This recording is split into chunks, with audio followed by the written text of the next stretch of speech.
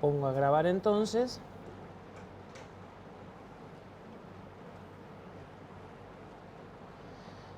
Yo había empezado a mostrarles rápidamente cómo se manejaba un repositorio remoto o lo que llaman normalmente un servidor de Git, ¿sí? Habíamos visto que cuando se asocia un remoto o un servidor al repositorio de Git aparece una etiqueta más que tiene el nombre de la rama y el nombre del servidor. El nombre es un nombre de fantasía que ustedes definen cuando agregan el servidor, ¿sí? Un repositorio Git puede estar publicando o trayendo datos de más de un servidor simultáneamente, ¿sí? En general no se usa, pero se puede. Entonces, a cada servidor se le da un nombre de fantasía. En general, como uno arranca clonando el repositorio, el servidor se asocia al nombre origin, ¿sí? Y el origin que está delante es justamente el nombre de fantasía del servidor. Ustedes podrían cambiar la URL, o sea, la dirección del servidor, y mantener el nombre de fantasía. Habíamos estado viendo en GitHub que había dos formas de crear el repositorio. Repaso esto rápido porque ya estaban más con la cabeza en irse. Una posibilidad es cuando crean el repositorio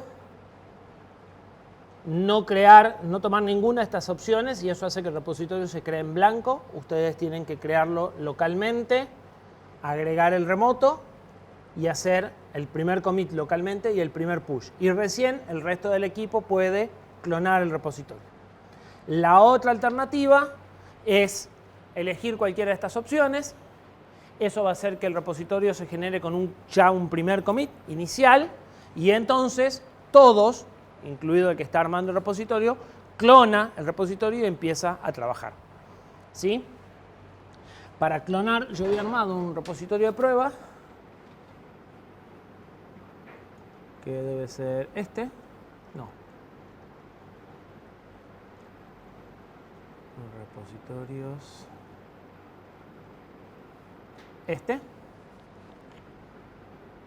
Este repositorio ya está inicializado, tiene un primer commit, entonces lo tengo que clonar.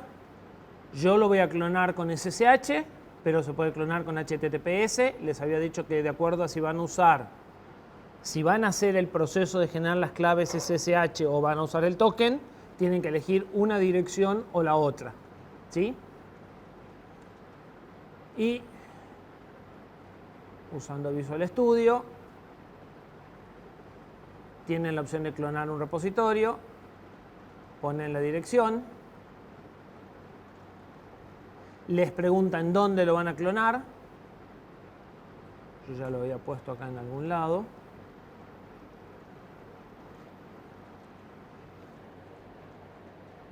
Y cuando terminan de clonar, pueden abrir el repositorio y tienen el primer commit. A partir de acá empiezan ustedes a crear archivos, a hacer commit, siguen trabajando. Copiemos algo del otro repositorio, como para tener algo para comitear.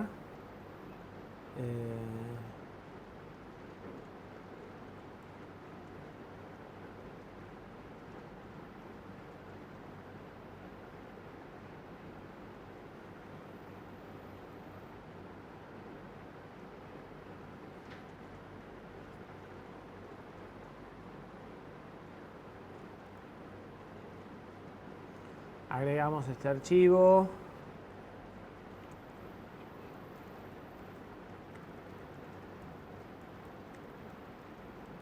Cambiamos este.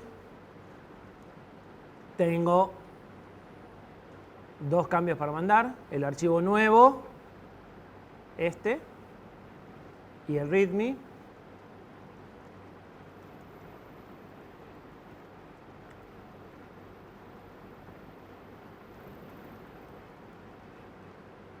Confirmo. Fíjense que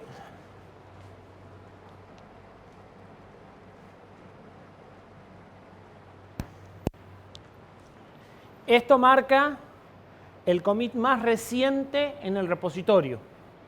Y esto marca el commit asociado a la rama main en el repositorio, ¿sí? Los dos están calificados de origin.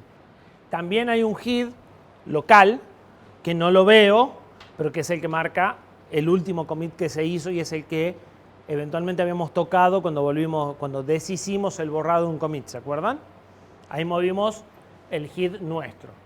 Mi commit está uno adelante del repositorio, ¿sí? Si yo lo vuelvo a clonar al repositorio y hago otro commit, voy a hacer como si fuese una segunda persona que está trabajando en el proyecto, ¿sí? Lo hacemos rápido.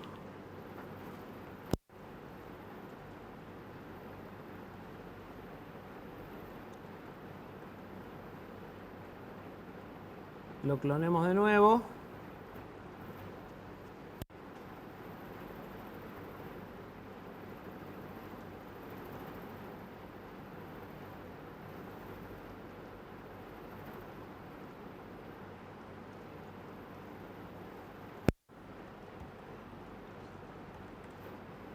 No generemos conflictos por ahora.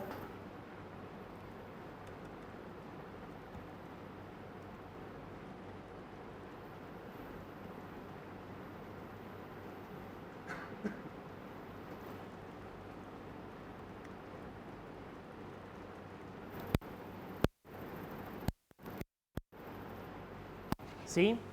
Los commits son distintos porque tienen distintos hash. Entonces, el primero de los dos que mande el commit, como no hubo cambios en el servidor desde la última vez con la que se contactó, el head y, o sea, estas dos etiquetas siguen apuntando al mismo lugar en el server, no va a haber problema. Entonces, este manda. El servidor lo acepta y actualiza, ¿sí?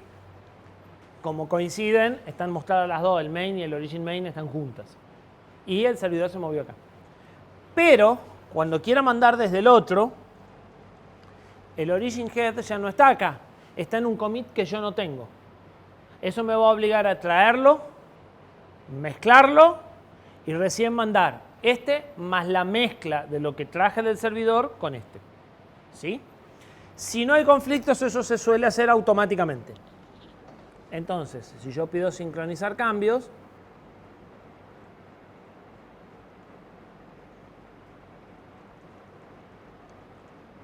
en este caso no hizo la mezcla automáticamente, ¿sí? Uno puede elegir qué quiere que haga y a veces pregunta a mí, la otra vez me preguntó qué era lo que quería hacer por default, si un merge automático, un rebase automático o no, traer las dos cosas y mezclarla o hacer el rebase a mano como vos quieras. Yo ahí podría hacer un rebase de este commit en el main del servidor o puedo hacer una mezcla y mandar la mezcla, ¿sí? Cualquiera de las dos. Si yo voy por la mezcla, que es más fácil, estoy en este.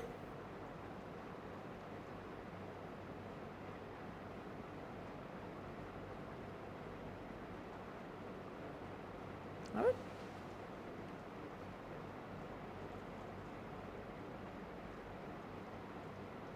Sí, no tengo que hacer yo la mezcla mal.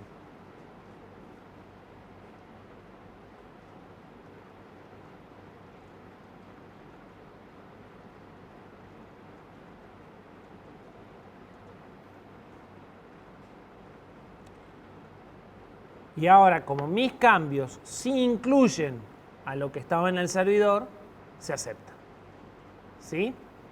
Por eso, yo ya les había dicho, cuando reescriben un commit y cambia el hash, si ya lo mandaron, es un problema porque él cree que es lo que mandó alguien más, no distingue que lo mandaron ustedes mismos, ¿sí?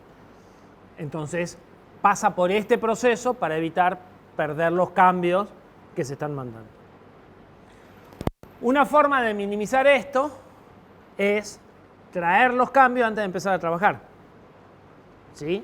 Si ustedes traen los cambios y saben que la otra persona no está trabajando, Bueno, ya parten de la versión actualizada. Si yo me voy acá y antes de hacer nada traigo los cambios, que lo puedo hacer desde acá, ya estoy trabajando acá en la mezcla, entonces me ahorro el problema. Si están trabajando simultáneamente, alguno de los dos va a tener que ser la mezcla. ¿Sí? El proceso es el mismo que habíamos visto haciéndolo a mano con ramas separadas. Pasa exactamente lo mismo. Queda en un lado lo que se puso en el servidor, en el otro lado lo mío, y lo tengo que mezclar. Igual que si yo hubiese partido el trabajo y después lo quisiera fusionar. ¿Sí? Bien. ¿Dudas? Por ahora no, pero cuando metamos la mano, veremos. Bien. Yo agregué a las que le pasé, ya voy a subirlas, 3 diapositivas o 4 respecto a lo que habíamos visto. Uno es la formalización de lo que es los archivos de gitignore, que ya se los había explicado. Es un archivo con patrones que se aplican a los nombres de archivos para determinar qué cambios se ignoran y entonces en la lista de archivos cambiados acá y cuando hacen gitif, esos archivos ni se tienen en cuenta. ¿Sí? Normalmente todos los binarios generados o cualquier archivo que sea generado por la herramienta se ignora y no se guarda. Lo mismo que archivos generados por el sistema operativo, ¿sí? Visualizaciones de vistas previas y todo ese tipo de cosas. También les había dicho que hay 2 o 3 herramientas en línea para generar archivos gitignore en función de lo que van a trabajar en el proyecto. ¿Sí? Es una buena práctica de entrada. Una de las primeras cosas que se hacen es definir el archivo de gitignore. Y después se lo mantiene. El día que se dan cuenta que les faltaba algún patrón o que hay algo que les está molestando, lo van agregando. ¿Sí? Los archivos, normalmente el archivo gitignore se pone en la raíz del repositorio, pero se puede ubicar en cualquier carpeta y aplica de esa carpeta para abajo. ¿Sí? Entonces podrían hacer patrones selectivos y decir, bueno, en esta carpeta sí quiero ignorar esto, pero en las demás arriba no. ¿Sí? Depende de la estructura que ustedes le den al proyecto. Hay otro archivo parecido al gitignore que se llama .gitkeep. Si recuerdan, yo les dije que Git no maneja carpetas, maneja archivos. Si ustedes necesitan guardar una carpeta, necesitan que cuando se clone el repositorio se cree una carpeta, porque la herramienta con la que están trabajando necesita que la carpeta exista, cosa que sucede a veces, no tienen forma de decirle crear una carpeta vacía. Git no va a guardar una carpeta vacía. Entonces, para lo que se hace en esos casos, es un truco de crear un archivo dentro de la carpeta que quieren guardar, .gitkeep de tamaño 0. Es un archivo vacío. Como es punto, está escondido. Normalmente a ese archivo Windows también lo reconoce como escondido, entonces ustedes ven la carpeta, no lo ven el archivo adentro, ¿sí? Pero lo que están guardando en realidad es un archivo de tamaño 0 que fuerza la creación de la carpeta contenedora. ¿Pero el nombre gitkeep? Podría ser cualquier cosa, podría ser .dummy, pero es como una... Mientras sea oculto y es 0. Mientras sea oculto y sea 0, está fantástico. Pero como que está normalizado ese nombre, y si ustedes ven los archivos ocultos, lo van a ver al archivo. Y el otro punto es que a veces las carpetas se crean vacías, pero más adelante se le ponen cosas. Y en ese caso, cuando ponen el primer archivo real dentro de la carpeta, deberían de eliminar el archivo .gitkeep. ¿Sí? A veces no, a veces la carpeta solo necesitan que se cree vacía y nunca guardan nada. Pero a veces el que crea el repositorio crea toda la estructura, es decir, acaba cada una de las cosas y la arranca con .gitkeep para que cuando ustedes, o sea, cuando los otros miembros del equipo clonen el repositorio, tengan la estructura completa y a medida que van poniendo los archivos, van eliminando los gitkeep que ya no hacen falta. ¿Sí? ¿Es necesario eliminarlos? Es una buena práctica. ¿Sí? Vinculada a no conservar basura. Hay otra práctica que suele darles fobia. Nosotros tenemos todos los prácticos de la asignatura en un repositorio. Este año, por ejemplo, decidimos sacar un práctico. El práctico 8 no existe más. Y es una discusión cada vez que le digo, bueno, borremos toda la carpeta con todos los enunciados del práctico. No, pero pero está en la versión anterior. O sea, hoy ya no lo necesito en la copia de trabajo. Si querés ver qué tenía el práctico 8 hace 2 años, anda a la versión de hace 2 años y vas a tener el código fuente. Pero hoy ya no hace falta, entonces borralo. Para eso están las versiones previas. Entonces, acostúmbrense a no arrastrar basura. ¿Sí? Si hay una carpeta que ya no hace falta y estuvo en un commit por lo menos, lo puedes recuperar. Y podés recuperar selectivamente esa carpeta y decirle necesito este archivo o esta carpeta de esta versión, ahora te reconstruye el archivo y lo volvés a comitear. ¿Sí? Entonces, acostúmbrense a mantener limpia el área de trabajo. Porque a eso voy con lo que venía, o sea, esas son las otras 2 diapositivas que agregué. Nosotros pusimos un sistema de control de versiones para poder hacer un seguimiento de las versiones. ¿Eso qué significa? Cuando algo no anda, analizar en qué momento ocurrió y por qué ocurrió. No para crucificar a nadie en general, sino para saber dónde está el origen del problema, arreglarlo primero y no repetirlo después. ¿Sí? Para eso, si el proyecto es grande, tienen que ver o se enfocan en los cambios. O sea, ustedes van viendo qué cambió de versión en versión. No ven todo el código de cada versión, porque es imposible. No les alcanza la vida. Y para eso los cambios tienen que ser significativos. No tienen que haber cambios basura. ¿Qué son cambios basura?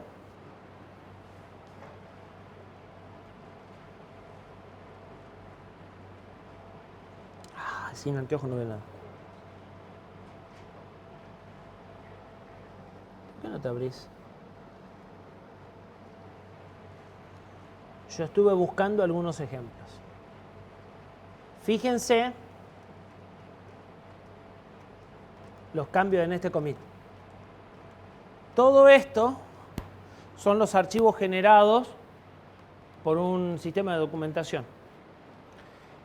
En esta versión de GitHub más nueva, tienen la posibilidad de ver esto, pero en una versión un poquito más vieja o en otros sistemas, lo que van a ver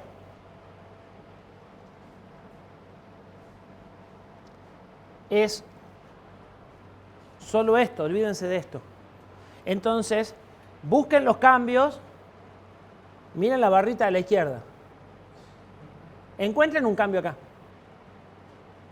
Es imposible.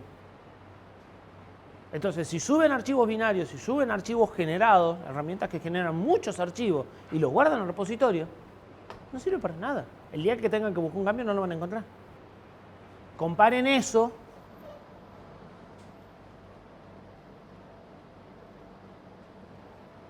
con esto. Sin embargo, fíjense, no cambió nada. Le puso un enter arriba. ¿Sí? Está bien, es lo suficientemente chico y está lo suficientemente cerca, pero ¿qué no se hace? No se mueve. Ah, no, pero la vamos a ordenar alfabéticamente, así que la vamos a pasar 5 renglones más abajo. No, donde nació quedó.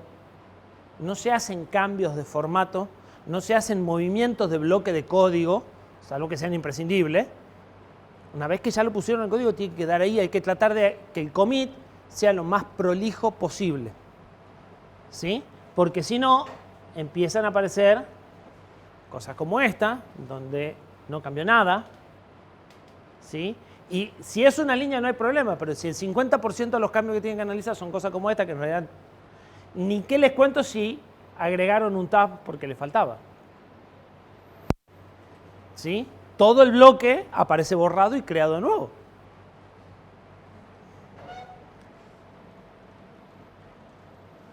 Tenía un par más de cambios. A ver este. Miren este. Quedó un tab en una línea en blanco. De esos también quedan espacios al final de las líneas.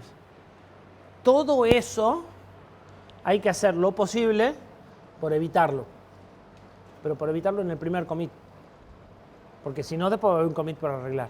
Y si no queda más remedio, porque el proyecto ya venía mal y lo que se suele hacer es decir, bueno, Yo les voy a mostrar ahora un par de herramientas que existen para arreglar esto automáticamente cada vez que hacen commit, para mandar el código lo más limpio posible. Si el proyecto ya arrancó sin eso, lo que se suele hacer es un commit para limpiar el formato. O sea, este commit no tiene cambios significativos, solo arregla formato. Cuando estés revisando, saltealo. ¿Sí? Y se cambia formato en uno y después se empiezan a hacer cambios de funcionalidad separados. ¿Sí? Lo mismo que se trata de hacer cambios de funcionalidad relativamente chicos, relativamente compactos. O sea, no cambian 5 cosas. Cambian una, hagan commit, cambian otra, hagan commit, cambian otra, hagan commit. ¿Sí? Va a ser más fácil analizar si no, este commit toca otra cosa, no tiene nada que ver, lo salto y busco el que sigue. ¿Sí? Piensen que la idea de esto es generar una historia para poder revisarla. Si después no se puede revisar la historia porque está demasiado desordenada, la herramienta es buenísima, pero no sirvió para nada. O sea, no le sacamos ningún provecho. Como toda herramienta, se da perfectamente para hacer desastres. Las descripciones son relativas. Si vos tocas pocos archivos y los cambios están claros, el nombre de la rama, las 40 caracteres que tenés arriba te alcanzan para saber qué estabas haciendo. ¿Sí? Ahora, si acá cambian 50 archivos juntos, ya ahí la cosa empieza a ser más grave. ¿Sí? Pero piensen que esto es una herramienta para generar historia. La pueden mal usar todo lo que quieran y no generar nada útil. Como toda herramienta. Para esto es importante los formateadores de código. ¿Sí? Hoy por hoy, para cualquier lenguaje, hay herramientas que formatean el código automáticamente cada vez que guardan o cada vez que ustedes quieren y mantienen un formato estandarizado, que puede ser fijo o configurable por ustedes. ¿Sí? En el caso de C, por ejemplo, que es lo que vamos a usar nosotros, CLang Format es una de las tantas herramientas que hay para formatear C. ¿Sí? En el caso de esa en particular, que después les muestro cómo se usa, es muy fácil en realidad. Se instala y se le dice al Visual Studio que cada vez que grabe pase por CLang Format y formatee. Así de difícil. Pueden elegir el formato, si quieren la llave abajo, si quieren la llave arriba, si quieren... hay 6 o 7 opciones básicas de formato de Google, del LLVM, de GNU, de no me acuerdo quién. Eligen la que más les gusta. Si quieren pueden tunear algunas cosas todavía sobre eso. Guardan un archivito de configuración en el repositorio y eso hace que todo el resto use el mismo formato. ¿Sí? En un equipo de trabajo el formato tiene que ser uno solo. Una herramienta que tiene Git para minimizar estos problemas, en realidad para muchas cosas, pero que se le está usando también para esto, son los hooks que borramos cuando empezamos el repositorio. ¿Se acuerdan que había una carpeta con un montón de hooks de ejemplo? Un hook es una función del usuario que se ejecuta cuando Git hace una cierta tarea. ¿Sí? Y lo vamos a estudiar al concepto, pues lo vamos a usar nosotros en programación. Nosotros vamos a crear hooks en C. Cuando veamos dentro un poco la programación vamos a ver el concepto de hook. La idea es que Git te da la opción de decir, bueno, cuando yo estoy por hacer un commit, antes de hacer el commit ejecuto una función y en función de lo que me devuelva esa función, hago el commit o no lo hago porque hay un error. Y permite que vos como usuario puedas definir funciones de validación o de procesamiento o de algo antes de hacer un commit, antes de mandarlo al servidor, antes de traer el servidor, después de traer el servidor. ¿Sí? Entonces, como que podés extenderle la funcionalidad de Git con lo que vos quieras. El que nos interesa a nosotros en particular es el pre-commit. O sea, un hook que se ejecuta justo antes de hacer el commit y que valida si lo que estoy haciendo está bien o está mal. En particular hay una herramienta abierta que se llama precommit.com en donde ustedes pueden, o sea, eso se instala en Python y les permite definir una serie de validadores de formato que se ejecutan automáticamente antes de hacer cada commit. Y eso hace dos cosas. Rechaza el commit si el formato no está bien y lo reformatea para que en el próximo commit vaya bien. Entonces hay agregadores de retorno en la última línea que ya lo vimos, a los problemas de que falta el retorno de carro en la última línea. Hay eliminadores de espacios al final de las líneas y tabuladores. Hay reemplazo de tabuladores por espacios, porque cuando el archivo de texto tiene tabulador en lugar de espacio, después cuando lo van a ver en la versión web, hay una línea con espacio y una línea con tabulador, no tiene el mismo ancho y se corre todo. Entonces, en el IDE ustedes lo ven bien, pero cuando quieren analizarlo web no lo ven bien. Entonces, en general, se recomienda que no usen el tabulador como carácter de tabulador, sino que usen n espacios. En el IDE eso se configura para decirle que aunque ustedes aprieten el tab, él ponga los espacios. Casi todos los IDEs lo tienen. Está acá abajo. ¿Sí? Si quieren usar la sangría con espacios son con tabuladores. Si la ponen con espacios, ustedes apretan tab, pero él inserta 4 espacios. ¿Sí? Y el tamaño, o sea, cuando pongan esto, les va a decir de qué cantidad de espacios quieren cada nivel de indentado, que es lo que está acá en 4. ¿Sí? Entonces, algunas cosas pasan por configurar bien el IDE, algunas cosas las puede hacer automáticamente el precommit. ¿Sí? Y corregir para mandar los archivos lo más limpios posible. Lo otro que es una muy buena práctica es revisar los cambios que hay. O sea, ver acá la lista de archivos, pararse en cada uno de los archivos, ver qué son los cambios que se están mandando y realmente confirmar los cambios que hacen falta y dejar los cambios que no hacen falta sin confirmar. ¿Sí? Tratar de ir escribiendo la historia lo más limpia posible. Bien. ¿Dudas? Ya son maestros en Git. Falta usarlo, nada más. ¿De qué se trata el práctico? Bueno, como les dije, no es ni más ni menos que lo que yo hice. Tienen que crear un repositorio con 7 versiones, por lo menos. Traten de hacer el desafío de que sean 7 versiones, o sea, de que si se equivocan, deshacer y volver a corregir para que no queden más versiones. No pasaría nada si quedan más versiones, ¿sí? Pero como ejercicio para ir ensayando esto que les digo de mirar antes de hacer los commits y fijarse que están mandando lo que quieren mandar, que es parte de lo que deberían de entrenar también. Bueno, tienen que agregar un archivo readme, tienen que generar un gitignore para omitir determinados tipos de cosas.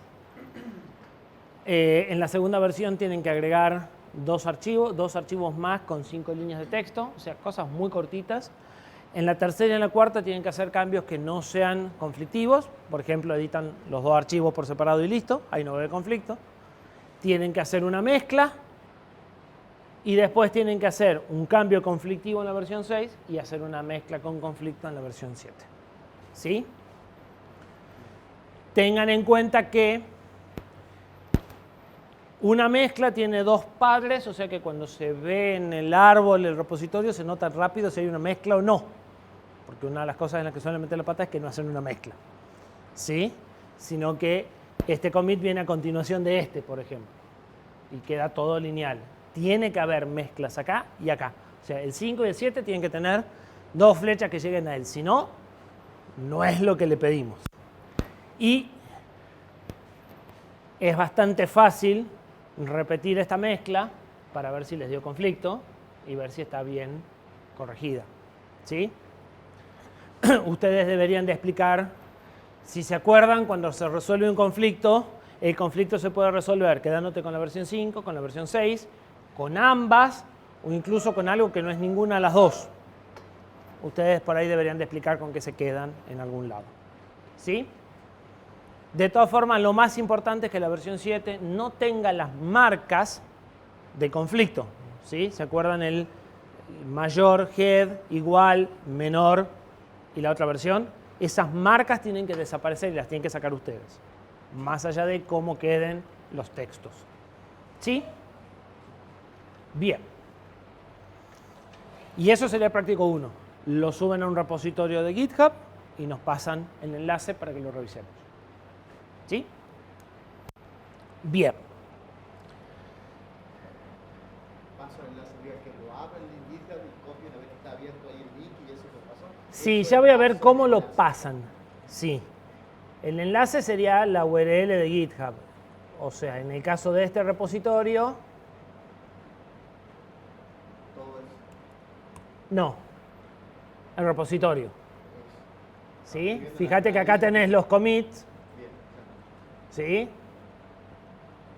Y si se fijan, acá hay mezclas. Lo que pasa es que para verlas bien a las mezclas tendría que abrir este repositorio con la herramienta gráfica. Esta historia no la grafica igual que en la herramienta. Entonces no se ve que esto es la mezcla de este con no sé cuál, digamos, por acá debe estar. ¿Sí?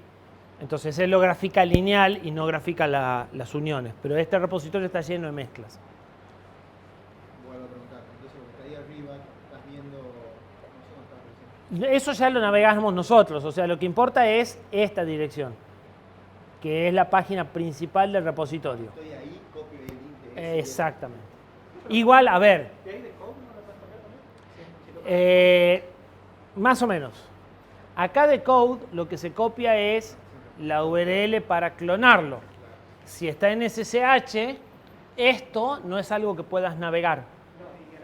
En HTTPS sí. Aunque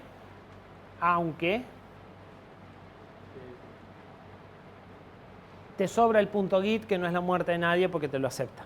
Si te fijas, la URL acá arriba no tiene el .git y acá sí. Si la pones con .git te la acepta y te manda igual. Así es intrascendente. En realidad lo que necesitamos es el nombre de usuario y el nombre de repositorio. Con eso ya estamos. O sea, esto es el nombre de usuario y esto es el nombre de repositorio, que son los dos que tenés acá. Con eso estamos. Los repositorios tienen que ser públicos para que los podamos ver. A menos que los quieran hacer privados y darnos permiso nosotros. Si quieren enredarse un poquito, no es demasiado complicado. Bien, ¿dudas? Vamos a C.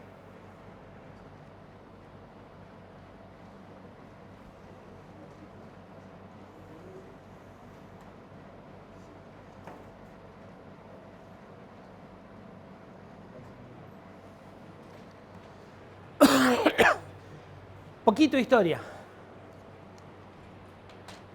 Todos saben C, ¿verdad? ¿Sí? ¿De verdad, de verdad? Ya he hecho esta pregunta a ayudantes de C de programación 1, hicieron agua, ¿eh? ¿Quién sabe de verdad ese viejo? Ahora vamos a ver quién sabe. El último estándar, tal vez. Ahora vamos a ver quién sabe C. Lenguaje viejo, si lo hay, 69 a 73, desarrollado dentro de los laboratorios Bell, que pasó a ser AT&T. Nació específicamente para desarrollar el kernel de Unix, que hasta ese momento se desarrollaba en Assembler. ¿Sí? Y se usa mucho en sistemas embebidos porque es un lenguaje que tiene muy bajo overhead respecto al Assembler. O sea, la cantidad de líneas de Assembler que genera el C es muy parecido y en algunos casos pues se mejora la que generarían ustedes, escribiendo Assembler en forma directa. Entonces, el código que genera es muy óptimo, ¿sí? Y es portable entre distintas plataformas, entonces no tengo que reescribir todo el proyecto cada vez que me mudo el microcontrolador. Por eso, hace un tiempo largo ya que los sistemas embebidos se programan en C y no en Assembler. Versiones de C, todas esas. La última, es más, hay una en borrador del 2021 que todavía no se aprobó, que probablemente sea la C22. De todas estas versiones, estas son totalmente compatibles. O sea, algo escrito acá compila acá, algo escrito acá compila acá. De acá, de 90 para abajo, dejan de ser compatibles. Hay cosas de C95 que no compilan en C90. Pero todo lo de C90 compila en C95. Hay cosas de C11 que no compilan en C90. Hay cosas de C11 que no compilan en C95 y hay cosas de C95 que no compilan en C11, porque se agregaron en el 95 y se sacaron en el 11. Moraleja. Si no quieren tener problemas de esa índole, deberían programar exclusivamente en C90. C90 les garantiza que ese código lo van a poder compilar en cualquier compilador. Pero hay algunas cosas a las cuales están acostumbrados que en C90 estricto no están disponibles. Por ejemplo, comentario con doble barra. ¿Sí? Tienen que poner comentario con barra asterisco, asterisco barra, si quieren dormir tranquilos. ¿Sí? No soporta tipo de datos de 64 bits, lo cual es un problema en varios aspectos. Las definiciones de las variables solo pueden ir al inicio del bloque, o sea, for int i igual a 0, olvídenlo. Soporta la definición de estructuras sin nombres, que es algo que suelen hacer. Pregunta fuerte. No sé cuál usa la vez que la pregunta. ¿Cuál usa?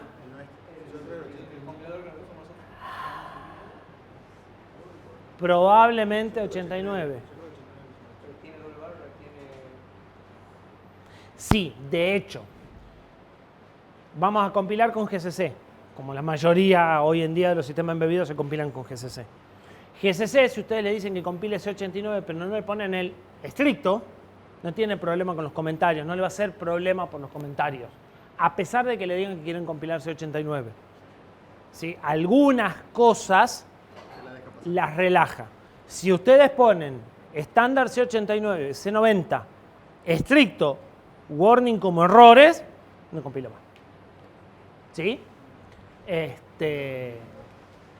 Depende las proyecciones que tengan. ¿Sí?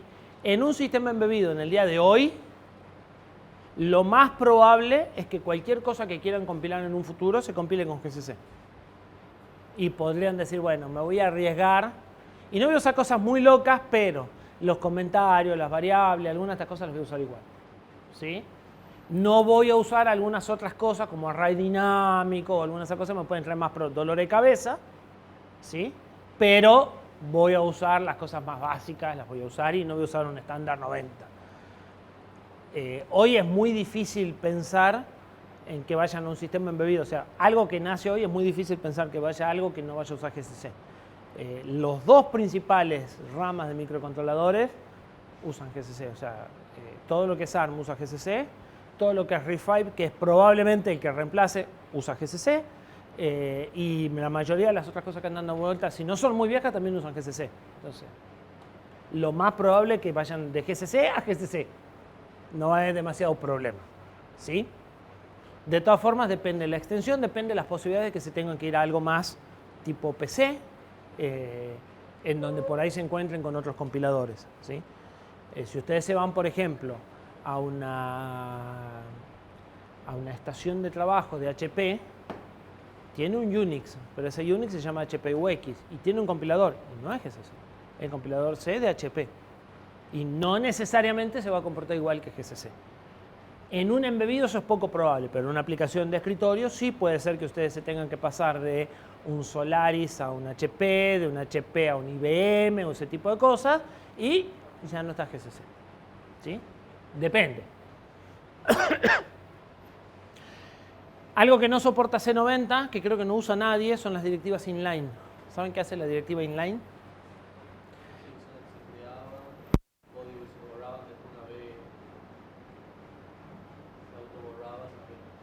No, no se autoborra nada.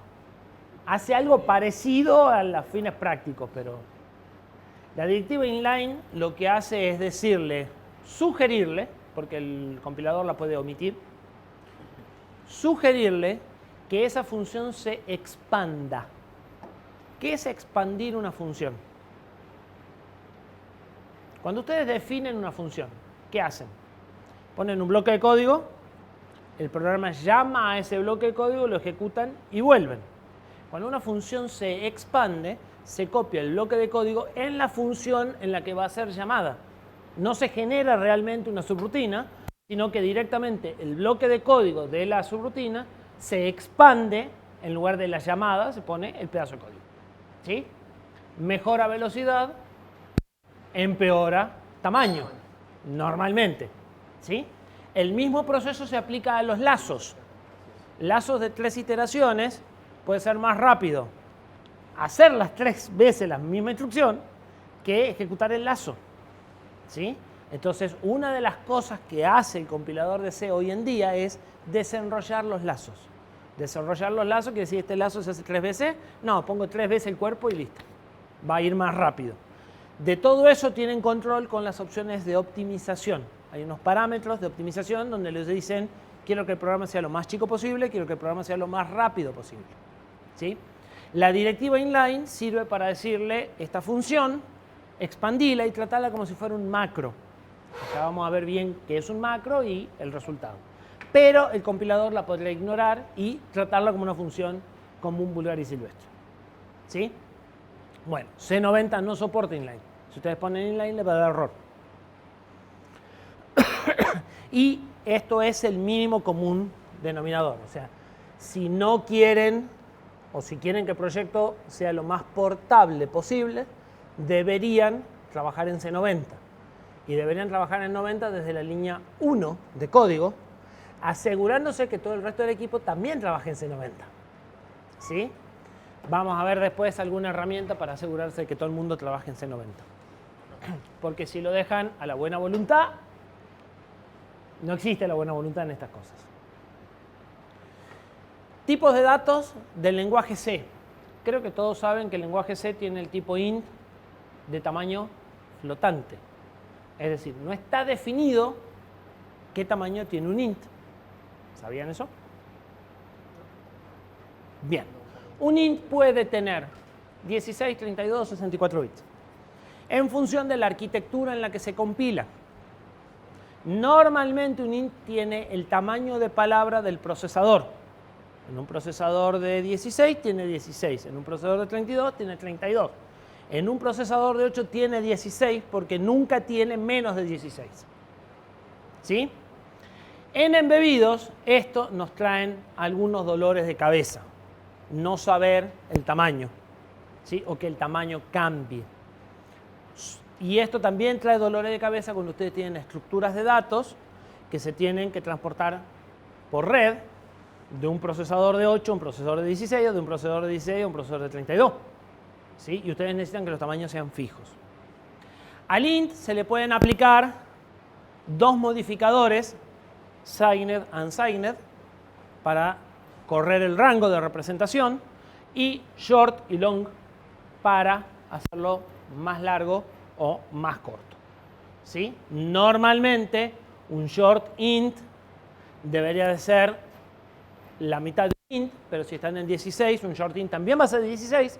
Si están en 32, un short int va a ser de 16. ¿Sí? Y un long debería ser del doble del int.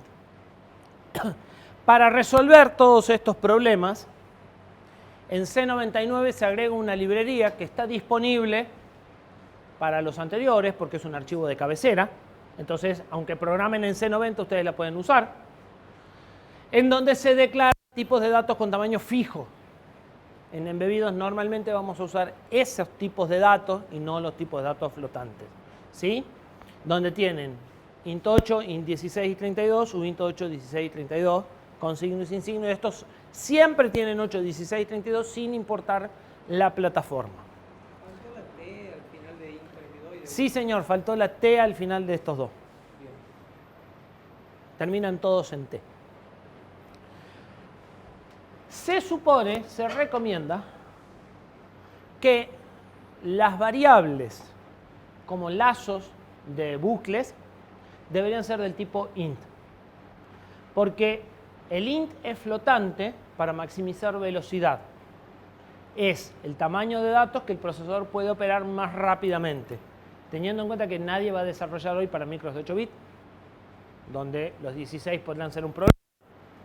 La recomendación es que en variables donde no importa el rango, no importa el tamaño de almacenamiento, un lazo de 1 a 10, un lazo de 1 a 100, se use int, sin calificar. Porque se supone que eso va a generar la versión más rápida del lazo. Porque va a usar la versión del tamaño de variable que es más fácil manejar para el procesador. Y estas se reservan para cosas en donde necesitamos realmente tener el tamaño definido. Normalmente estructuras en memoria que ya o tienen que ver con comunicación o tienen que ver con almacenamiento, o nosotros nos interesa la estructura porque nos preocupa el espacio, el impacto de espacio que tiene en la memoria, ¿sí? Entonces queremos tener controlados los tamaños y los rangos.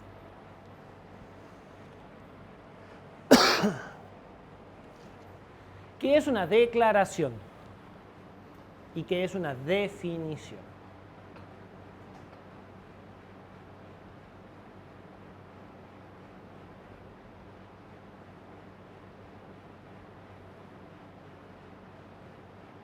Vos querías tirar cosas, pero no sé. Sí. Vos ya deberías saberlo, pero ya me la escuchaste. Me callo. ¿Qué diferencia hay entre una declaración y una definición? Declaración no es la que tiene el archivo header y la definición es- Después llegamos a eso. Primero, ¿qué es? Después vemos dónde se ponen. Porque en realidad lo importante es qué son. tiene que ver con la central del motor. ¿Cuál de las dos? La declaración para que no asigna valores a la definición. Re fuerte. Fuerte de fuerte. La declaración para mí no asigna un valor y la definición sí. Exactamente. La declaración es, existe una variable de este tipo definida en algún lado, donde no sé, ni me preocupa en este momento. ¿Sí? La declaración informa de la existencia.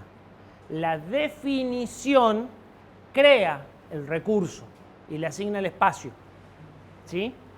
Entonces, la declaración le dice al compilador que hay un identificador de tal tipo, una variable de tipo Wint8, ¿sí? Para que el compilador la pueda usar, pero no la aloca, no crea espacio en memoria para esa variable si es una variable, ni crea el código de la función si es una función. Simplemente dice existe. La definición es la que le dice este recurso es de este tipo y lo tenés que crear. Si es una variable, le asigna la dirección de memoria. Si es una función, crea el código de la función. ¿Sí? Un recurso puede definirse una vez y puede o no haber sido declarado antes de ser definido. Para usar un recurso ustedes necesitan haberlo declarado y en algún momento definirlo, pero no necesariamente en el mismo momento en el que lo usan. ¿Sí? Entonces, revisemos cómo se declara una variable. Extern int suma. Si no ponen la palabra extern, la están definiendo en lugar de declarando. ¿Sí? La diferencia entre la declaración y la definición de la variable es la palabra reservada extern adelante. Esto le dice, hay una variable que se llama suma, del tipo entero, que está declarada en otro archivo, está definida en otro archivo, pero como vos sabés que es del tipo int y que por lo tanto ocupa tanto y no tiene signo, podés operar sobre esa variable. En algún momento ya te vas a enterar cuál es la dirección de la variable. Pero esto le va a permitir al compilador generar código para operar sobre esta variable, aunque la variable no esté definida en el mismo archivo. ¿Sí? ¿Qué busca la dirección de memoria de la Ya llegamos, pero a la larga sí. Una variable es un alias de una dirección de memoria, es un nombre para una dirección de memoria. ¿Sí? Esto lo que hace es decirle que en algún momento se va a enterar cuál es la dirección de memoria suma y de qué tamaño es y cómo tienen que operarla, si tiene signo o no tiene signo y cuántos bits tiene que leer por cada vuelta, que es lo que le interesa al compilador para leer. ¿Sí? La variable, la dirección de memoria es algo que va a resolver a último momento. Declaración, definición, idénticas salvo por la palabra externa. La declaración de una función podría tener también la palabra extern adelante, normalmente no se le pone, y es lo que conocen como prototipo de la función. En algún momento cuando enseñaron programación les mencionaron los prototipos de la función.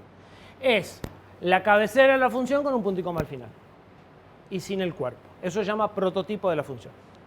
Y la definición de la función es lo mismo con llave y el bloque de código que corresponde adentro. ¿Sí?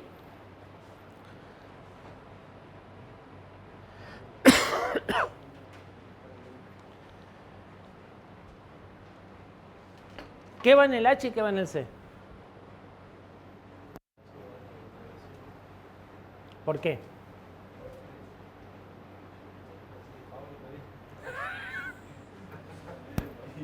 Tres diapositivas y discutimos qué va en el H y qué va en el C y por qué. Es mucho más simple de lo que parece. Directivas que en embebidos tienen mucha importancia y que suelen no conocer. Const. ¿La conocen? Bueno, si no marcan las variables como const, no va a haber microcontrolador que les alcance con la RAM. Const marca una variable como una constante. Es estándar de C.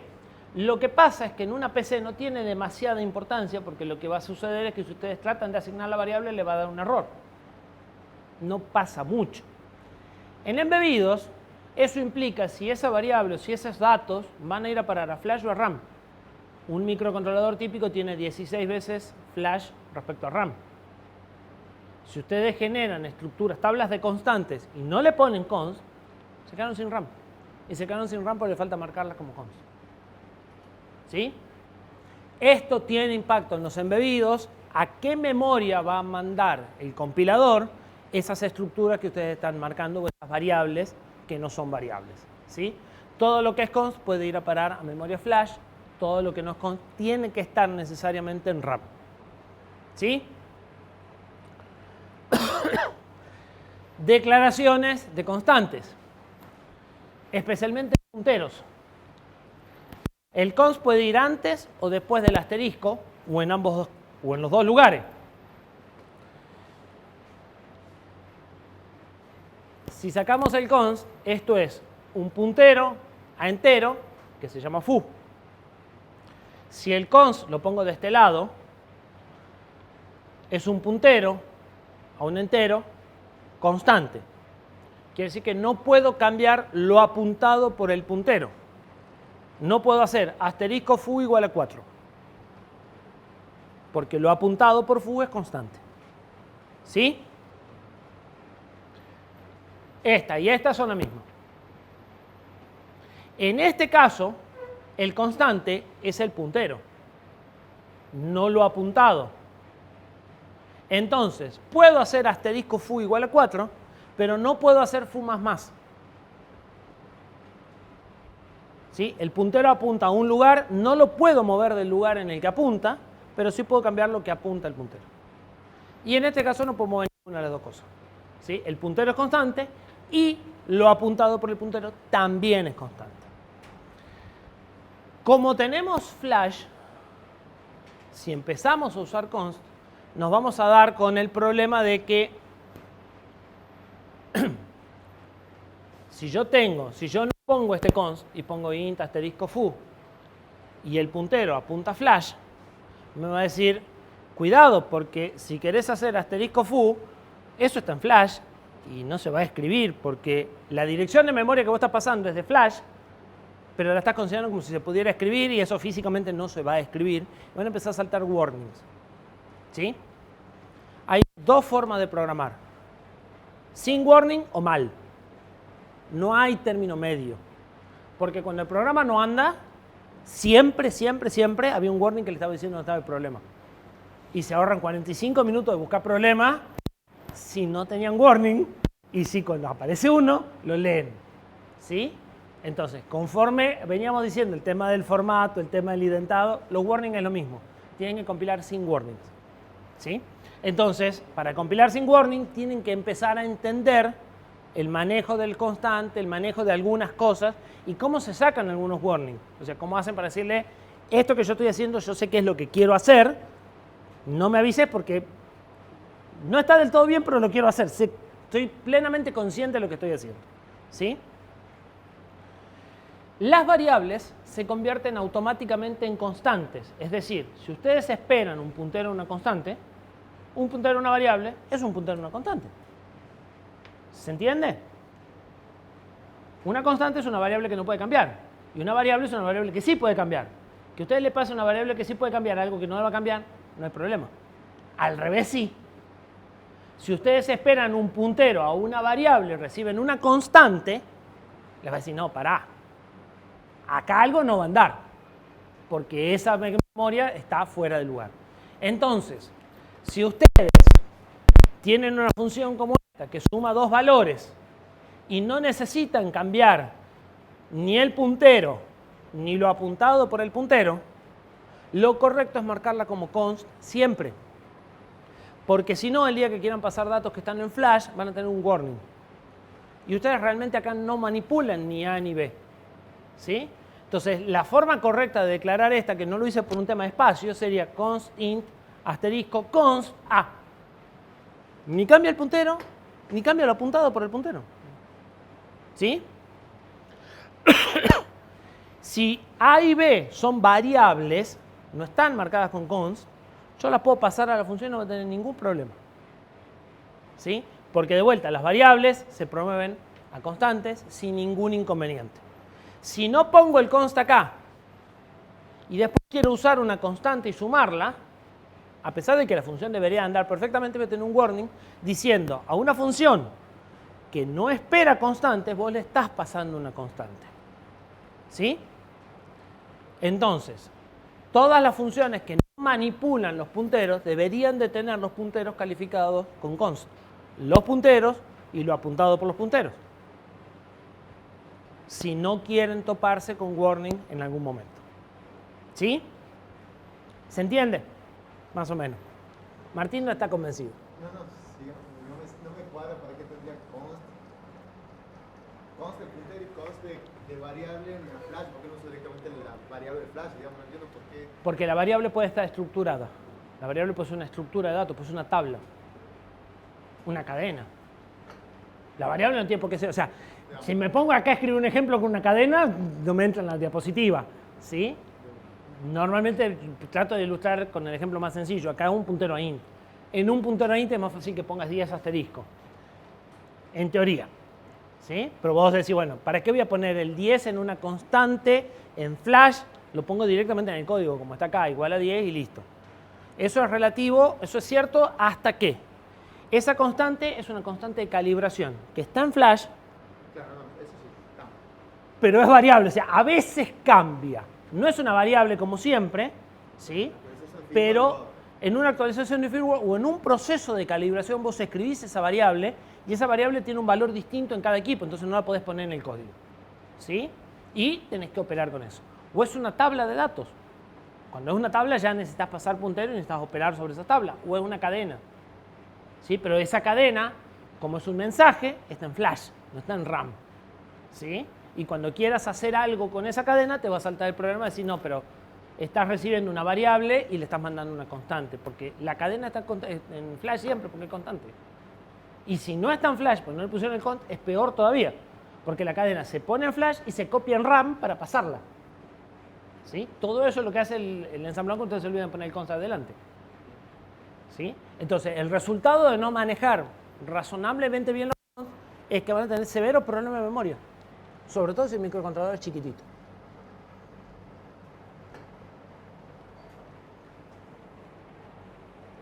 Una más y hacemos una pausa. Volátil. Si no conocía const, menos conocen volátil.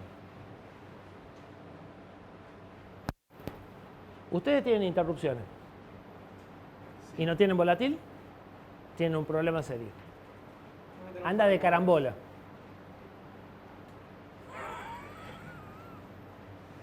La directiva volátil le avisa que una variable puede cambiar sin el control del código que se está compilando. El compilador de C, o los compiladores más modernos de C, por ahí ustedes tienen un compilador medio viejo y medio bobo.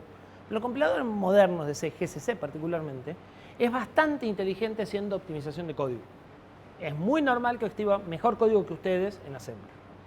Y eso implica que si ustedes tienen algo como A igual a 5, if A menor que 0, no aparece A en ningún lado, le diga todo esto es falso y no lo compile. Pero si A es una variable que está compartida o con otro proceso porque está en un sistema operativo o con una interrupción, y la interrupción le cambia el valor, A va a cambiar de valor más allá de este código. Entonces ustedes tienen un lazo y en el cuerpo del lazo no se manipula A, pero igual puede cambiar de valor. Para resolver eso, a A se la debería marcar con la directiva volátil. La directiva volátil le dice, cuando yo haga esto, no uses el valor de registro, ¿sí? Normalmente las variables existen en memoria, pero se copian al registro para operar. Y el compilador de C suele, además, si la variable tiene muy poca vida y no hacen determinadas cosas, por ahí ni siquiera existe en memoria. Hay variables que no tienen dirección de memoria, pues se la usa tan poquito que nacen y mueren en registros. ¿Sí? Lo que están haciendo con la directiva volátil es decirle, esta variable la necesito en memoria y necesito que cada vez que hagas esta comparación vayas a buscarla a memoria. Porque no importa que acá yo no la esté tocando, podés encontrarte algo distinto en cada iteración porque esa variable está cambiándola a alguien más. Todos los puertos de entrada y salida de los micros van a ver que están marcados como volátil. Porque cambian en función de lo que están mandando externamente. ¿Sí? Básicamente lo que hace es desactivar la optimización de código en el acceso a esa variable. Básicamente hace lo que vos le estás pidiendo que haga. Lo que pasa es que depende la optimización de código que vos le pongas por comando, puede ser que el lazo ande o no ande. Entonces por ahí sucede, no sé si les pasó, pero a mí me pasó, que lo compilan para debug y anda, y lo compilan para release y no anda. Y no anda porque cuando compilan para release aumentan el nivel de optimización, y cuando aumentan el nivel de optimización, esto se empieza a optimizar. Cuando lo compilan para debug, no. Cuando lo compilan para debug, el código se lo deja lo más parecido posible a lo que ustedes escribieron. Entonces, ejecuta todo esto a lo pavote, pero después no. ¿Sí? Entonces, para evitar ese tipo de cosas, existe esa directiva. Y esa directiva la deberían de usar en registro de entrada-salida, que ya están declarados, entonces no los van a declarar ustedes, en variables compartidas con interrupciones, que sí las van a usar, o en variables compartidas entre procesos cuando estemos con sistema operativo de tiempo real. ¿Sí? Variables que pueden cambiar de dos lugares distintos, entonces el compilador no tiene que guiarse solo por lo que él está leyendo, sino que tiene que tener en cuenta que puede haber un cambio más allá del código que él está compilando en este momento. ¿Sí? Es la hora del café. ¿O no?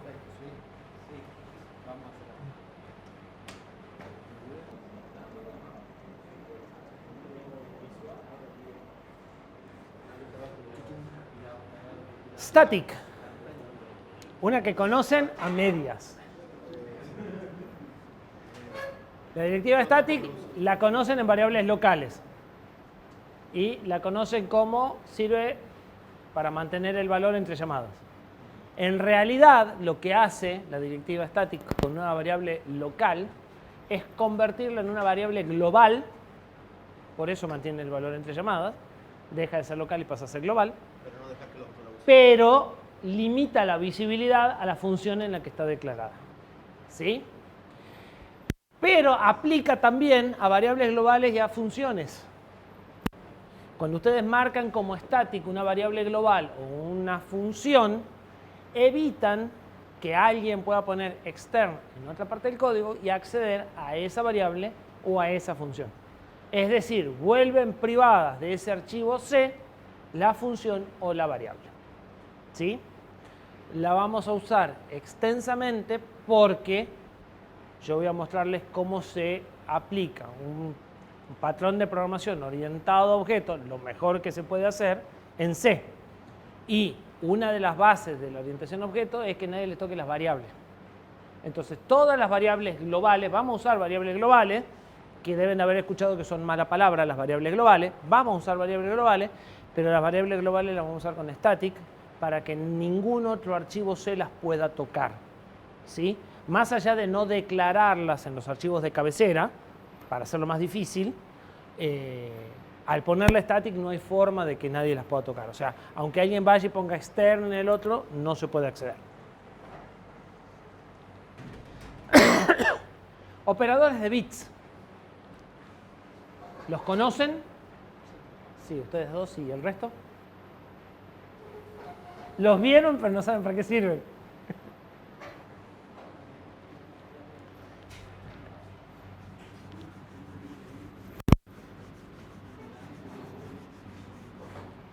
Si tienen C fresco,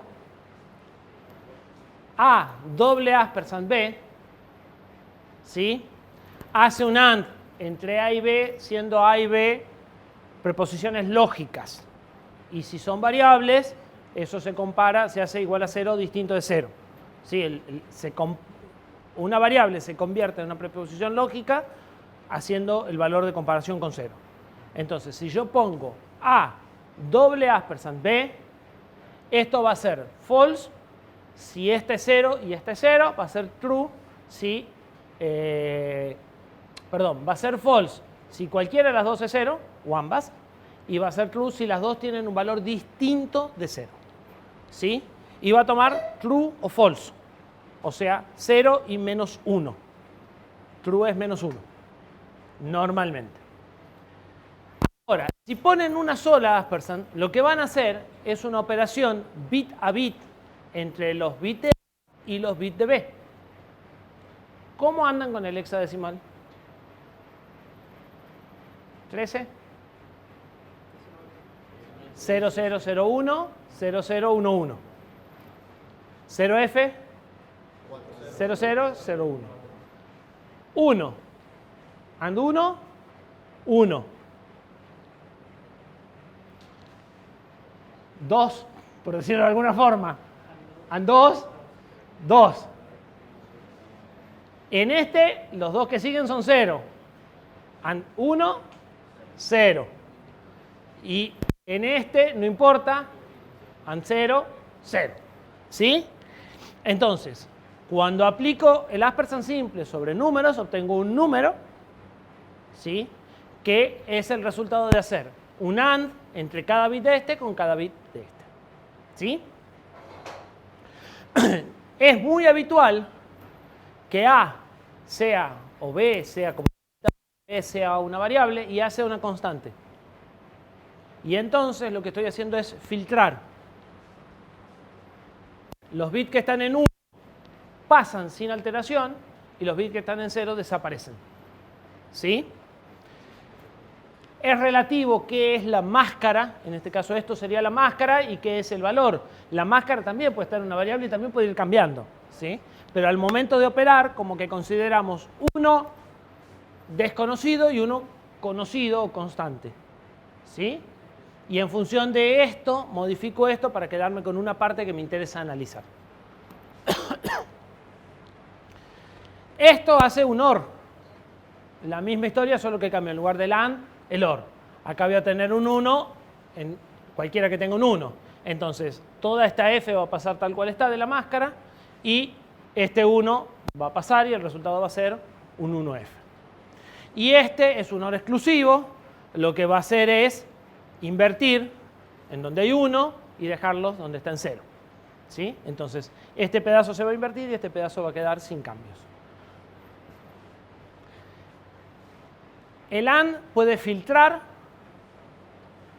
el OR o puede poner ceros, el OR puede poner unos y el OR exclusivo normalmente hace inversión selectiva. O sea, cambia los bits que están en unos en la máscara. Viborita, inversión bit a bit, o sea, complemento a la base. No signo menos, que es complemento a la base menos 1. ¿Sí? O sea, este invierte el bit. Sería lo mismo que un XOR con FF. Corrimientos. ¿Los conocen? Sí, ustedes sí, ya sé que ustedes los conocen. Esto desplaza a este número esta cantidad de bits. ¿Sí? Entonces, si al 0x13 lo desplazamos 1 a la izquierda, numéricamente es equivalente a multiplicarlo por 2 y lo que obtengo es 0,26. Si dibujan el patrón de bit van a ver que es lo mismo, nada más que agregamos un 0 acá y eliminamos el primero. Y con este lo que hago es desplazar a la derecha y es equivalente a dividir en 2. ¿Qué pasa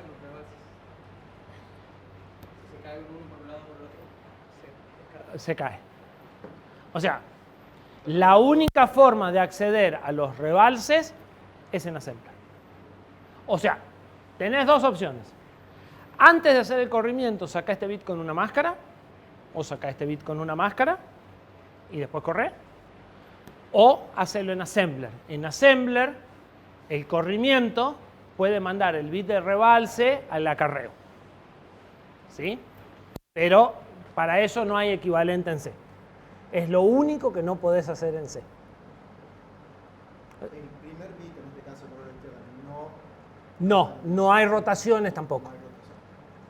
O sea, la rotación no tiene equivalente en C. Si querés hacer una rotación, la tenés que hacer en assembler. O sea, las rotaciones las podés hacer partiendo esto con dos máscaras, corriendo y reensamblando. Pero en C no podés hacer menos que eso. Si no, te tenés que ir a assembler. Debe ser una de las muy pocas cosas que no pueden hacer en C. En un paso o en dos, como lo podrías hacer en assembler, ¿no?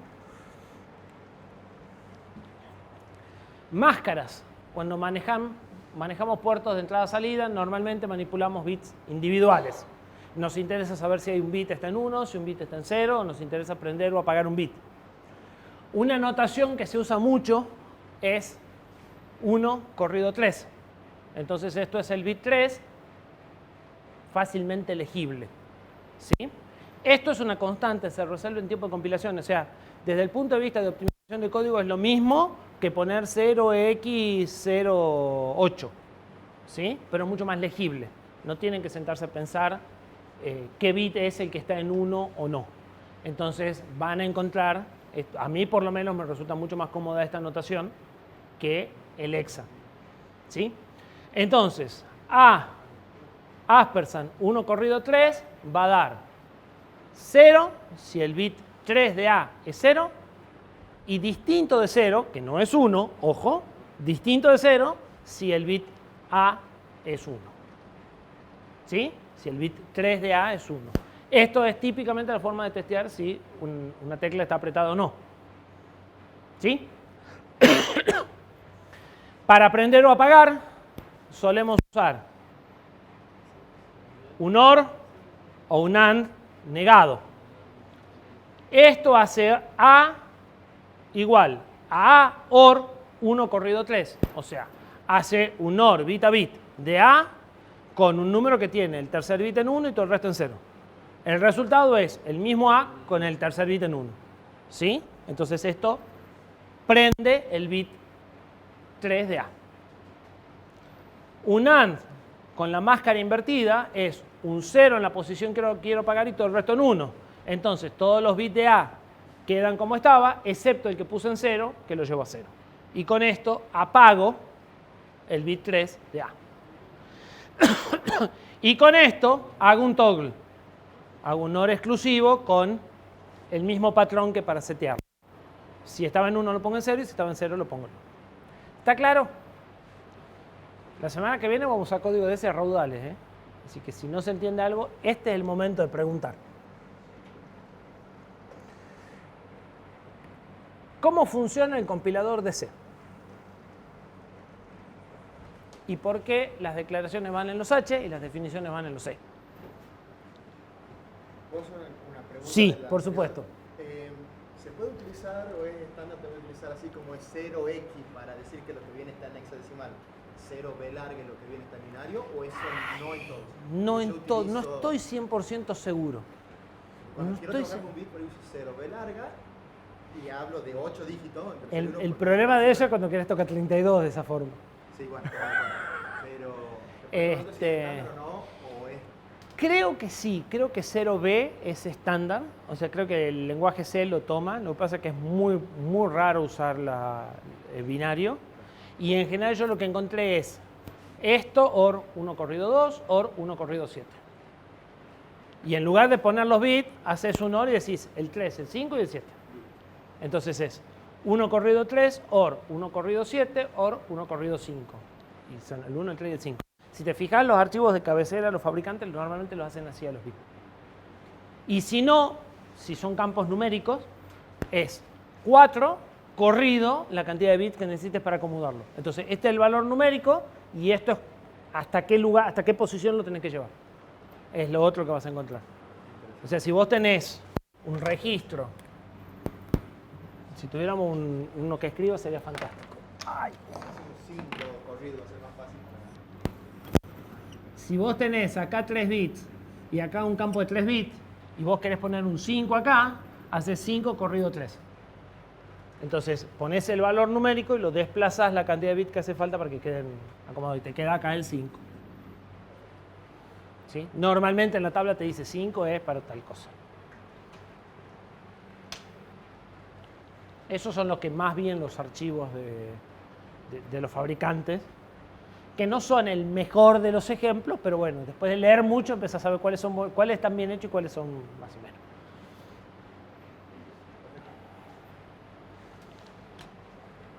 Bien. ¿Cómo funciona el compilador de C? El compilador de C compila en 3 etapas. Esto se lo dijeron alguna vez en programación 1 y como no salía en el parcial, entró y salió. La primera etapa es un preprocesador. La segunda etapa es el compilador en sí y la tercera etapa es un enlazador.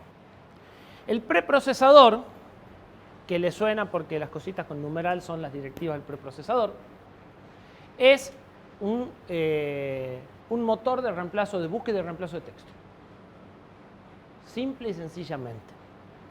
Que hace dos cosas. Reemplaza los macros, numeral define. ¿Sí? Esto es un macro.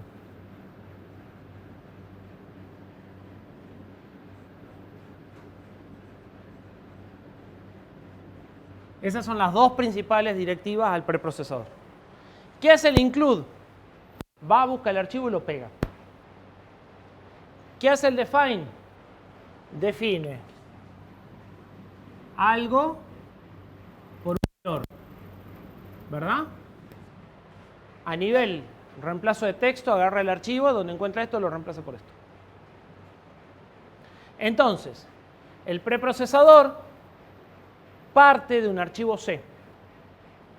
El archivo C suele tener include con los archivos de librerías. Mentira, la librería es esta. Estos son los archivos de cabecera. Estos archivos tienen las declaraciones de las funciones cuyo código ya está compilado acá adentro. ¿Sí?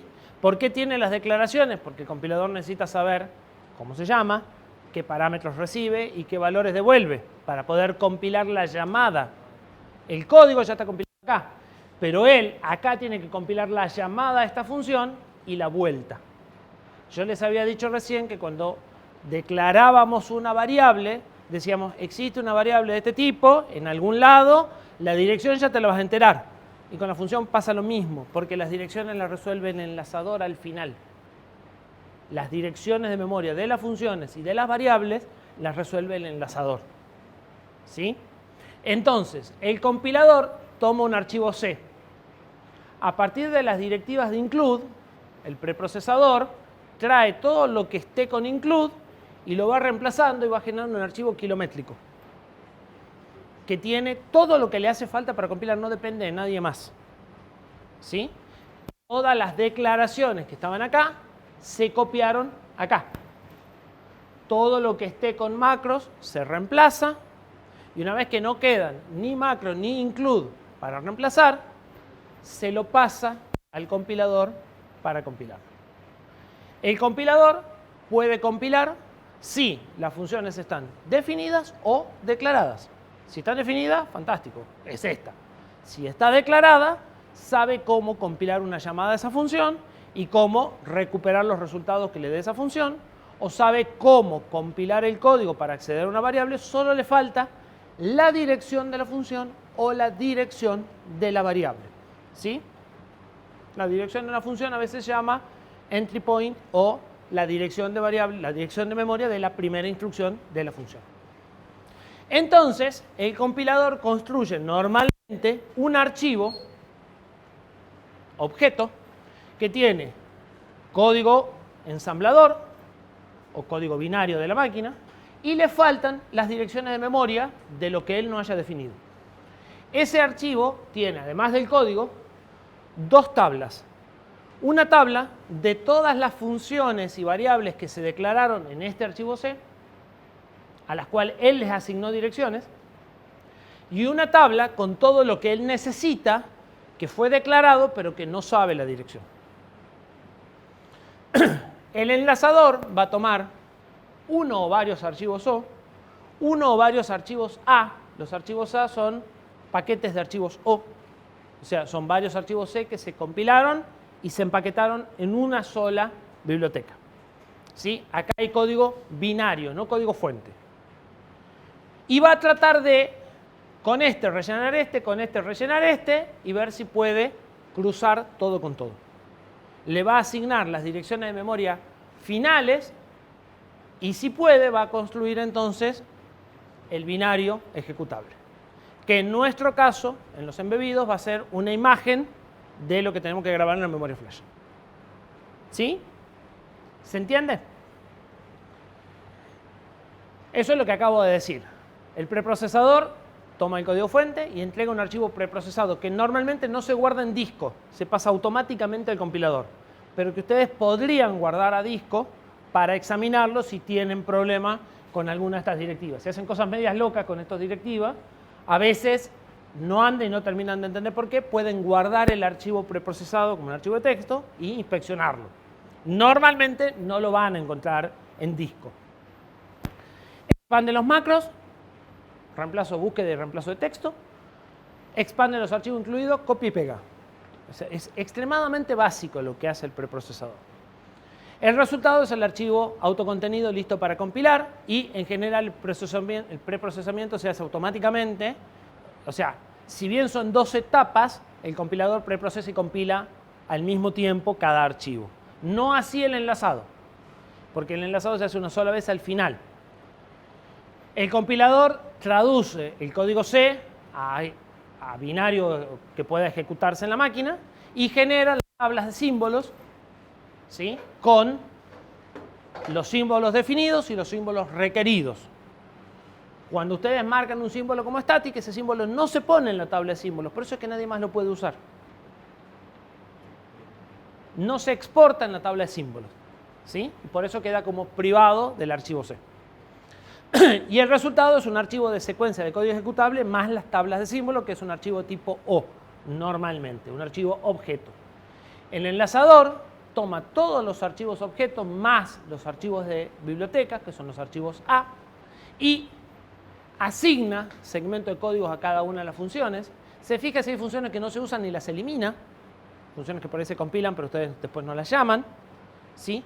Y resuelve las referencias cruzadas, o sea, donde uno necesitaba una dirección, va y la busca en el otro y las completa, y genera la imagen final del ejecutable. ¿Qué pasa cuando tenemos un proyecto? Algo más allá de un main. Bueno, supongamos que tenemos un proyecto formado por 3 archivos. En general, por cada archivo C, voy a tener un archivo H. ¿Qué voy a tener en el H?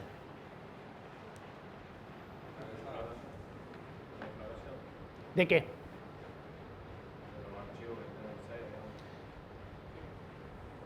Sí y no. Normalmente en el H lo que tengo que tener es la parte pública del C. Yo en el C puedo tener varias funciones. Algunas son para que se usen desde otro programa y algunas son internas. Las internas no las declaro en el H. Lo que yo declaro en el H es lo que quiero que main y var puedan ver y usar.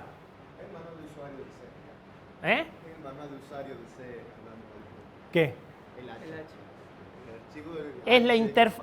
Formalmente es la interfaz pública de esto que vos considerás una biblioteca o un módulo, ¿sí? Esto es un módulo, un conjunto de funciones que resuelven un pedazo del problema que tiene mucha vinculación entre sí.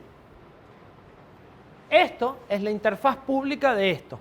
Son las funciones y si está bien hecho, solo funciones, nunca variables, a las que vos podés llamar para resolver tus problemas. Pero vos podés tener más funciones internamente para no hacer cosas kilométricas. Vamos a separar conceptual de técnicamente. Esto se llama archivo de cabeceras, porque lo que tiene son las cabeceras o prototipos de las funciones. ¿Sí? Se llama cabecera a la versión abreviada de la función, que termina en punto y coma, que es la declaración de la función. Técnicamente esto es un archivo de cabeceras. Conceptualmente es tu interfaz pública. Es decir, estas son las funciones que yo te doy para que vos puedas operar sobre el módulo. ¿Y qué pasa adentro? No me interesa. Vamos a un ejemplo simple de un chip. Estas son las patitas. Y esto es el bloque de silicio. ¿Qué pasa acá adentro? No me interesa. Yo trabajo con las patitas. ¿Se entiende? Entonces, estas son las funciones que vos podés llamar. Se llaman de esta forma, reciben estos parámetros. No todas las que están acá tienen por qué estar publicadas acá. Acá van a estar publicadas las que sean útiles para el que quiera resolver un problema. ¿Sí? Vamos a un ejemplo sencillo. Esta es una transformada esta es una función que hace una FFT. El algoritmo de la FFT es un choclo así de grande. Si vos escribís un FFT en una función sola, la función va a tener 2000 líneas más o menos. Es inmantenible. Entonces, ¿qué haces? A esta la dividís en pedazos. Calculo la FFT primero, después la combino, ¿sí? Pero vos, ¿qué es lo que publicás? Yo te calculo la FFT de los datos. Vos dame los datos y yo te calculo la FFT. Acá hay una sola función, acá adentro puede haber varias. ¿Sí? Vamos a ahondar en ese concepto de decir, yo resuelvo una parte. Esta parte es la interfaz pública, es lo que yo te ofrezco como servicio y lo que pasa adentro es problema mío cuando estoy escribiendo este módulo. ¿Sí? Entonces, lo que pongo acá son las cabeceras de las funciones que les son útiles a quienes van a usar los otros bloques para, usando esto, hacer más fácil la solución del problema. Las funciones que yo internamente haga para que esto sea lo más claro posible, me las guardo. Los prototipos los declaro acá mismo en el C. Las variables globales que yo necesito para mantener entre llamadas a funciones, las declaro acá, no las pongo acá. ¿Sí? De hecho, la primera recomendación es que no haya variables globales publicadas en los archivos H. Porque si yo publico una variable global, cualquiera me puede alterar la variable y entonces, entre una función y otra, acá me cambian los valores de variables y yo no sé por qué. Cuando se habla de que no se deben de usar variables globales, es ese tipo de variables globales. Variables globales que se pueden compartir a lo largo de todo el proyecto y no sé quién le metió mano. ¿Sí? Técnicamente entonces tengo acá el prototipo de la función. Y acá tengo la implementación de la función. Acá no vuelvo a tener el prototipo. Este archivo incluye a su propia cabecera siempre. Y quien lo va a usar también incluye la misma cabecera. ¿Por qué? Porque esto me garantiza de que la versión que yo escribo acá y la versión que yo llamo acá son compatibles porque tienen una sola declaración en un solo archivo y ese archivo lo uso en los dos lugares. Yo podría copiar el prototipo acá arriba y no hacer el include y sería lo mismo. El problema es que si yo después acá lo cambio y me olvido de cambiarlo acá, cosa altamente probable, voy a llamar a una función con parámetros distintos, la va a llamar y se va a clavar que da gusto. ¿Sí? Porque le voy a pasar parámetros en lugares donde no deben y obviamente el resultado va a ser cualquier cosa. En el mejor de los casos, no me va a dar lo que quiero y lo más probable es que se cuelgue en el proceso y termine en un handler de error. Entonces, ¿para qué uso el archivo H? Para poner acá el prototipo y cuando la declaro, cuando la defino y cuando la uso, tomo la misma declaración y no puedo tener implementaciones contradictorias. ¿Sí? Solo lo hago para eso. Con esta la historia es la misma. ¿Sí? Solo que main utiliza un módulo y otro módulo que entre sí no tienen nada en común. ¿Cómo se compila? Bueno, el preprocesador y el compilador toman solo archivos C. O sea, los que se compilan son los C nada más. ¿Sí? Entonces yo voy a tener 3 procesos de compilación para compilar este proyecto. Voy a compilar var.c, el preprocesador, como tengo el include de var h, lo va a traer, lo va a compilar y me va a generar var.o. Con foo pasa exactamente lo mismo. Y con main, como este usa funciones de acá y funciones de acá, incluye a foo para poder acceder a las funciones de este y a var para acceder a las funciones de aquel. Entonces este preprocesador va a traer foo, var, main. Main h suele no tener mucho sentido que exista porque nadie va a usar nada de main. Entonces, a veces existe, pero no tiene mucho sentido.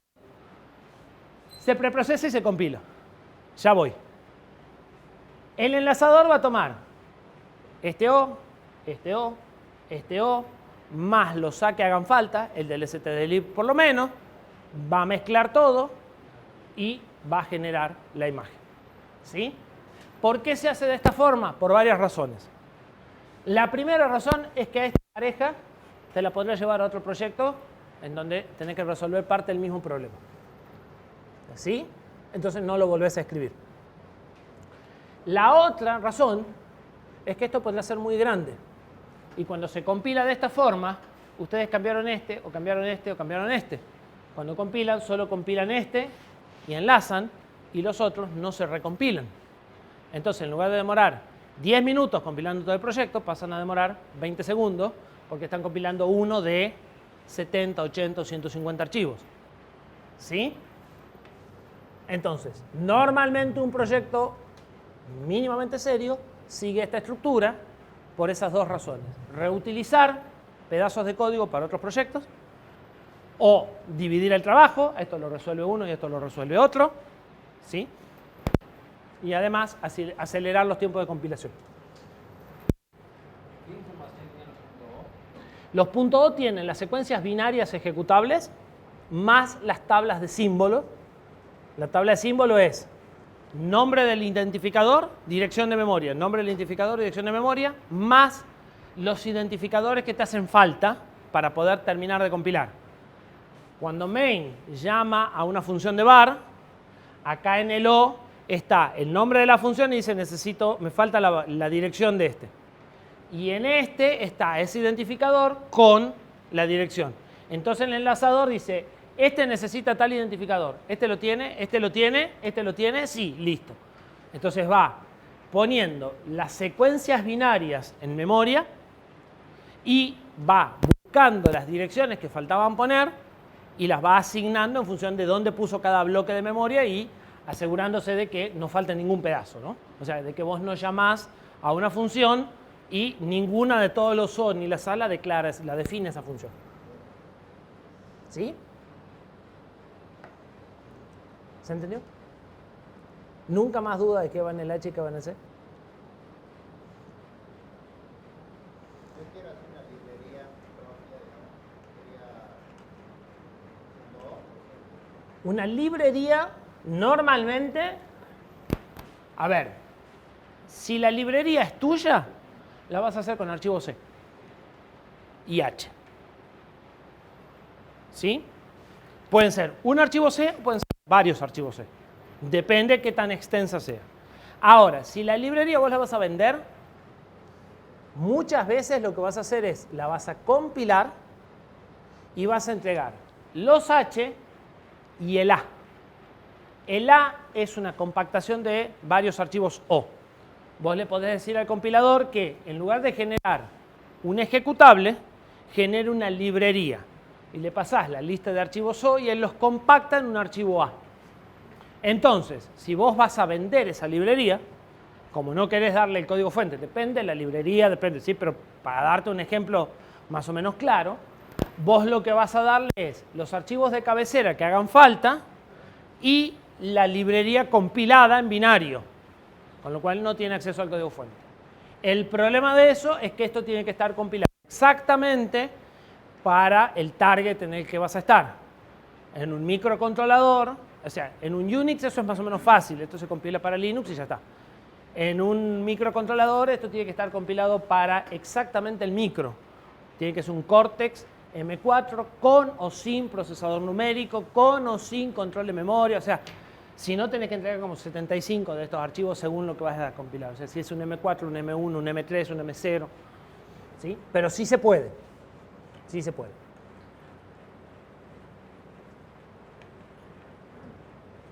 ¿Alguna otra duda? ¿Quedó clarísimo? Bueno, seguimos el miércoles con Git. Ustedes preguntan, si ustedes no preguntan, yo sigo. Si ustedes preguntan, vemos todos los problemas que tengan en el práctico de Git. ¿Sí? Entonces, la primera parte sería consulta de ustedes. Terminada la parte de consulta, recién seguimos con esto.